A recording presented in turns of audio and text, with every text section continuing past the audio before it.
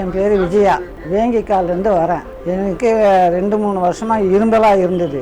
நிறைய ஆங்கில மருந்தெல்லாம் நான் சாப்பிட்டேன், எனக்கு க்யூர் ஆகலை. ஆனால் இங்கே வந்த பிறகு 2 மாதமாக மருந்து சாப்பிட்டு வரேன், சித்தா மருந்து அம்மாக்கிட்ட. எனக்கு இப்போ பரவாயில்லை, சளி இரும்பல் எல்லாம் சரியாகி போச்சு.